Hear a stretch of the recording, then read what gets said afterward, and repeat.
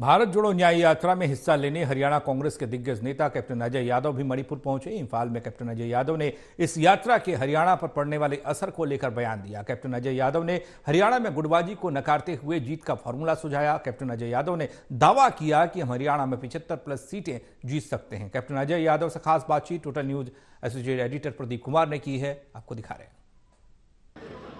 मणिपुर में कांग्रेस की भारत जोड़ो न्याय यात्रा का आगाज और इसमें शामिल होने के लिए हरियाणा के दिग्गज कांग्रेस नेता कैप्टन अजय यादव भी पहुंचे हैं। उनसे बात करते हैं। कैप्टन साहब, ये जो यात्रा है कई मकसद को लेकर और एक बड़ा मैसेज देने वाली है, और क्या राजनीतिक मैसेज ये देती नजर आएगी इस यात्रा के अगर पैमाने की बात करें?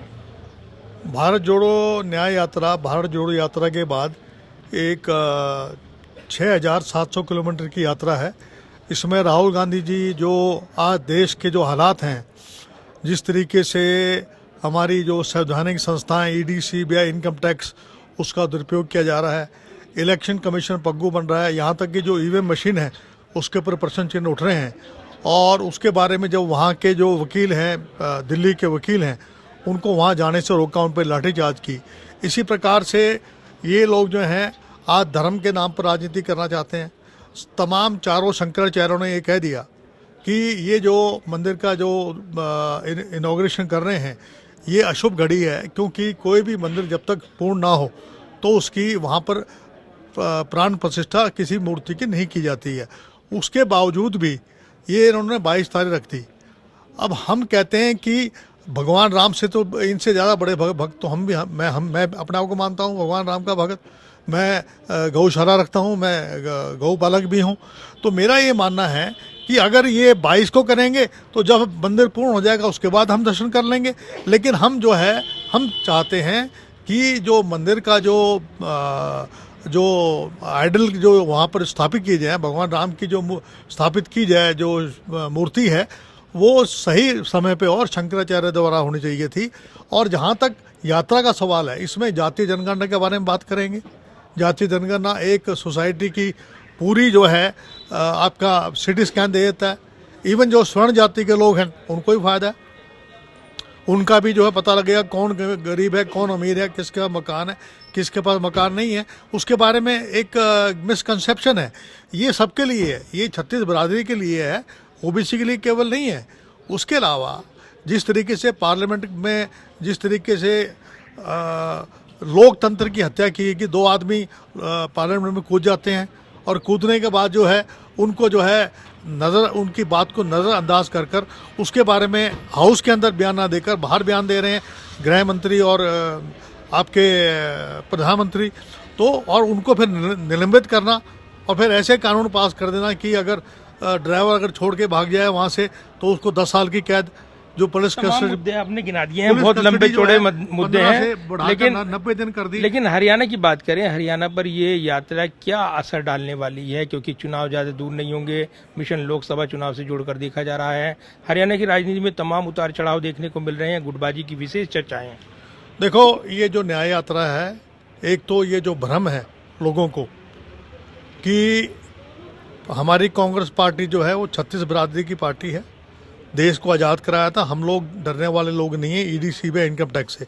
जहाँ तक आपने हरियाणा की बात की है, मैं आपको बताना चाहूँगा कि हरियाणा जो है एकजुट है और आने वाले समय में हमारी पार्टी जो है 75 बार करेगी। और मैं आपको लेकिन उसके पीछे एक ही बात है, अगर मेरिट के आधार पर अगर टिकट दिया तो लोग कांग्रेस को सत्ता में लाना चाहते हैं। तो मेरिट के आधार पर आप बात कह रहे हैं, तो मेरिट कौन सी होनी चाहिए हरियाणा में टिकट को लेकर, क्योंकि आप हरियाणा को बेहतर समझते हैं? देखिए, मैं 2005 में सीएलपी लीडर था, भजन लाल जी पीसीसी प्रेसिडेंट थे। मैंने निष्पक्ष होकर हमने जो जिताऊ कैंडिडेट थे उनको टिकट दी, हमारी 67 सीट आई। इसी प्रकार से मेरी जितने भी, चाहे वो सीएलपी लीडर हों, चाहे वो पीसीसी प्रेसिडेंट हों, चाहे वो हमारे प्रभारी हों, पूरा सर्वे करें। सर्वे के आधार के ऊपर जो जिताऊ कैंडिडेट हैं उनको टिकट दें, तब जाके बात बनेगी। अभी हम देख रहे हैं कि जब महासचिव जिस तरीके से दीपक बावरिया बैठक कर रहे हैं, तो दूसरी तरफ 3 नेताओं की विशेष चर्चा है और वो कहीं ना कहीं ये मैसेज दे रहे हैं कि पार्टी एकजुट नहीं है, ये मैसेज जा रहा है। नहीं, ऐसा है कि हर व्यक्ति को अधिकार है लोकतंत्र में अपने कार्यक्रम रखने का। वो घर घर जो परियोजना के जो कांग्रेस घर घर कांग्रेस जो एक योजना है उसको हर व्यक्ति अपने तरीके से चला रहा है।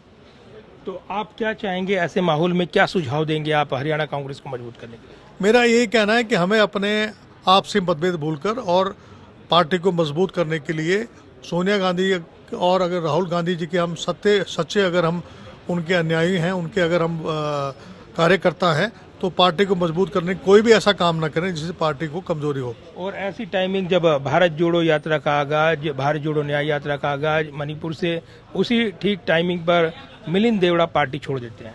मिलिंद देवड़ा ने ये एक उनका इवेंट है। जब राहुल गांधी जी की यात्रा शुरू हो रही है, आरएसएस के जो लोग हैं उन लोगों से मिलके एक तरीके से ये विश्वासघात है पार्टी के साथ। 70 साल से मैं भी हूँ, मेरे पिता भी रहे, मैं भी रहा हूँ, मेरा बेटा भी आज एमएलए है, 6 दफ़ा मैं भी बना हूँ। हम पार्टी को ऐसे वक्त पे जो छोड़ते हैं उनको मैं चाहूँगा वो कायरता है। धन्यवाद बात करने के लिए। और जिस तरीके से पूरा इस भारत जोड़ो न्याय यात्रा पर नजरें हैं, तो वहीं तमाम राजनीतिक हलचल देखने को मिल रही हैं। हरियाणा में इस यात्रा के असर को लेकर कैप्टन अजय यादव बयान दे रहे थे, गुटबाजी का उन्होंने जिक्र किया है, कई महत्वपूर्ण सुझाव दिए हैं। जिताऊ कैंडिडेट को यहाँ पर आगे लाया जाए तो हरियाणा में 75 पार कांग्रेस हो सकती है, ये बड़ा दावा भी वो करते नजर आ रहे हैं। कैमरामैन विदर्भी के साथ प्रदीप कुमार, टोटल न्यूज़, इम्फाल, मणिपुर।